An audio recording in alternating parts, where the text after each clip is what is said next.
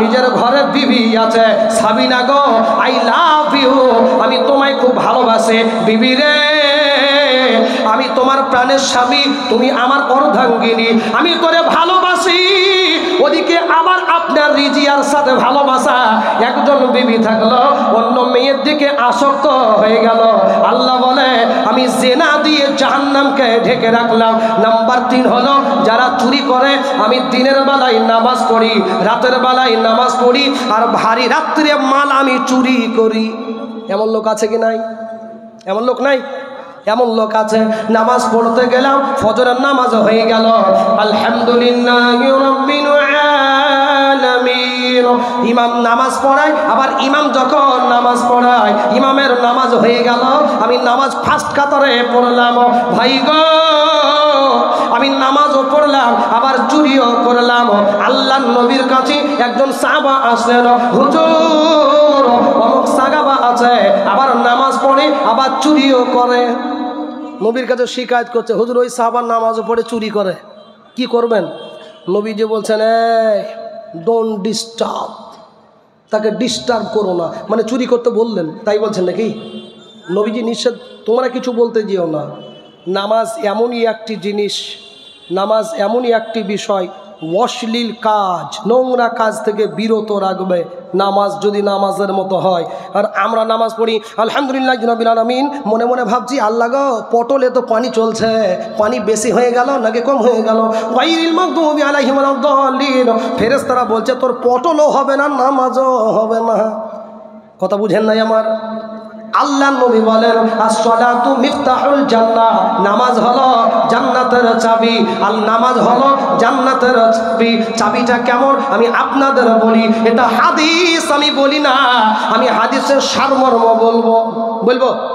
হ্যাঁ দেখেন, নবীজি বলছেন নামাজ হলো জান্নাতের চাবি। চাবি মানে ডাইরেক্টলি যে মোটরসাইকেলের চাবি হয় ওরকম চাবি নয়, কিন্তু মানে নবীজি উপমা দিয়ে বুঝিয়েছেন যে নামাজ পড়তে গেলে ইন দ্য ফার্স্ট টাইম তোমাকে নামাজটা ঠিক রাখতে হ্যাঁ হবে না, হবে হবে নামাজ ঠিক রাখো। নবীজি বলছেন একজনের নাম হলো, আমার নাম হলো আব্দুল আলিম, বাড়ি কোথায়? পিয়ারপুরে। ফেরেশতাকে বলবে ওগো ফেরেশতা এর হাজরি খাতা বার করো। আল্লাহ গো এর বাড়ি পিয়ারপুরে পূর্ব পাড়ায় ছিল, আল্লাহ ফাজিল নগরে ছিল, আল্লাহ নারায়ণপুরে ছিল, আল্লাহ এই মঙ্গলবারে নামাজ নাই, বুধবারে নামাজ নাই, আল্লাহ সোমবারে নামাজ নাই। বুঝে নামাজ আছে কি বারে?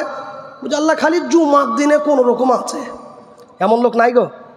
হ্যাঁ যাই আব্দুল আলিমের হাজরি খাতা খোল, আল্লাহ মঙ্গলবার নাই, বুধবার নাই, বৃহস্পতিবার নাই, আছে কি বারে? আল্লাহ খালি জুমার দিনে কোনো রকম আছে। বলছে এই তো চাবি বার কর, তো চাবি দিয়ে জান্নাতে তালা খুলব, যা যা চাবি দিয়ে। ওই আচ্ছা বলুন, চাবি সোজা হয় না বেঁকা হয়? হ্যাঁ আপনাদের নারায়ণপুরে সব বেঁকা হয় তাই বুঝছেন নাকি? সোজা হয় তো, স্ট্রেট হয়, সোজা হয়, যাই তালা খোল। ও যখন, আমি বোঝানোর জন্য বলছি, মানে নামাজ যার ভুল ভালো আছে আমি সেটা বোঝাতে চাচ্ছি, দিয়ে ও আপনার চাবি দিয়ে বাপ আপনার তালা জান্নাতের খুলতে যাবে, খুলবে না। আল্লাহর কাছে বলবে যে আল্লাহ জান্নাতে তালা যে খোলে না যাবে, তো চাবিটা দেখে চাবি এইরকম বেঁকা। আল্লাহ চাবি বেঁকা কী করে হলে? বুঝে খালি জুমার দিন পড়েছি, যে খালি জুমার দিনে পড়বি আর চাবি সোজা করবে? যাই জিয়ারুল এখানে আয়, জিয়ারুলকে ডাকা হবে, বাড়ি বুঝে মুক্তারপুরে, হাজরি খাতা খোল। হাজরি খাতা খুলে ফেরেশতারা বলবে আল্লাহ ওই আব্দুল আলিমের কোন রকমের জুমা তো ছিল, এ জিয়ারুলের জুমাও নাই, খালি ঈদ আর কুরবানি। বুঝে তোর চাবি দেখা, তোর চাবি বাইর কর, পকেটে হাত দিয়ে। বুঝলে চাবি না হয়, ওই আব্দুল আলিমের বেঁকা হলেও তো ছিল, এর চাবি ফাবি কিছু নাই, খালি চাবির রিংটা ঝুলছে। কথা বুঝেন না? জ্ঞানী গুণী মানে সম্মানী, ওগো আমার ভাই জানো, আমি আপনাদের হাসির খোরাকি দিচ্ছি না, আমি অট্টালিকার মঞ্চ আমি মনে করছি না। আল্লাহ নবী বলেন নামাজ যেমন জান্নাতের চাবি, অতএব আল্লাহ রব্বুল আলামিন আমার আল্লাহ জাহান্নামকে বেনামাজি দিয়ে ঢেকে রাখলেন। বেনামাজি দিয়া আল্লাহ জিনা দিয়ে নামাজকে, আল্লাহ জাহান্নামকে ঢেকে রাখলেন। যত নোংরা কাজ আছে আল্লাহ জাহান্নামকে ঢেকে রাখলেন, সব নোংরা কাজ দিয়ে। প্রথমবারে জিবরিল আমিন জাহান্নাম দেখে আল্লাহকে কি বলেছিল? কে বলতে পারবে? কি বলেছিল? কেউ জাহান্নামে যাবে না। ওই নোংরা কাজ দিয়ে জাহান্নামকে যেই আল্লাহ ঢেকেছে বা জিবরিল আমিন দৌড়ে এসে আল্লাহকে বলছে, আল্লাহ কেউ তোমার জান্নাতে যাবে না। বুঝে কেন রে? বুঝে সবাই জাহান্নামেই যাবে। তুই একটু আগে বললি যে জাহান্নামে কেউ যাবে না। বুঝে আল্লাহ আমার খুব ভুল হয়ে গিয়েছে, আমি বুঝি নাই। আপনি জাহান্নামের আশপাশে যে যা রেখেছেন, দুনিয়ার মানুষ তো সব ওই সবই করবে। কেউ নামাজ পড়বে না, জিনা করবে, সুদ খাইবে, চুরি করবে। আল্লাহ রাব্বুল আলামিন হযরতে জিবরিলকে বললেন, ওগো জিবরিল, আমার জাহান্নাম দেখে এমন কথা বলো না। আল্লাহ গো, আমি কোথায় যাব বলো? জিবরিল, আমার জান্নাত একবার দেখো। আল্লাহ জান্নাত কি क्या चीज है? জিবরিল রে, এবার জান্নাত কানা একবার দেখে আয়। আল্লাহর নবী বলেন, বিশ্ব নবী বলেন, হযরতে জিবরিল আমিন উনি জান্নাত যখন দেখতে যাবে, তার আগে কথা বলে দিই, জাহান্নামের কথা ক্লিয়ার করে জান্নাতে ঢুকবো নাকি? আগে জাহান্নামের কথা শেষ করবো, লাফানো লাফানো হয়ে যাচ্ছে। আচ্ছা, জাহান্নামের কথা যে বললাম, এ দুইবার দুই রকম কথা বললো। তার আগে একটা কথা বলি, বলেন জাহান্নামে যাদেরকে আল্লাহ দিবে, ধরুন বিচার হয়ে গিয়েছে, বিচার হয়ে গিয়েছে, দিয়ে এক প্রকার মানুষকে জাহান্নামে দিয়ে দিয়েছে, জাহান্নামে দিয়ে দিয়েছে।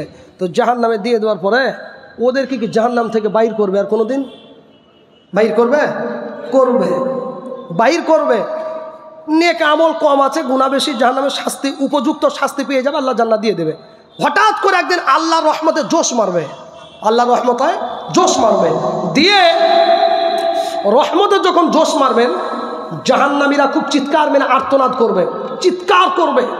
ফেরেশতাদেরকে বলবে, ওগো আল্লাহর ফেরেশতারা, আল্লাহর কাছে খবর নিয়ে যাও, আল্লাহর কাছে খবর নিয়ে যাও বাবা।